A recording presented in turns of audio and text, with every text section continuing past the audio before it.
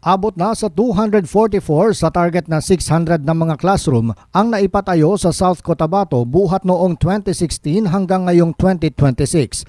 144 sa mga naipatayong classroom na ito ay pinondohan ng 20% ng local government fund, habang ang natitirang 80 ay naipatayo sa partnership ng lalawigan sa Melco Resorts Foundation. Ang mga bagong silid-aralan ay napapakinabangan na ng higit 12,000 na mga mag-aaral sa lalawigan. Malaki rin ang naitulong ng mga ito para maibsan ang siksikan ng mga estudyante. Tiniyak naman ni Provincial Engineer Lloyd Esparagoza na dumaan sa masusing planning at mahigpit na monitoring ang nasabing proyekto. Binigyang diin ni Esparagoza na sa kabila ng pagtitipid, dekalidad ang mga ipinatayong classroom para mapakinabangan ng mga susunod pang henerasyon ng mga mag-aaral.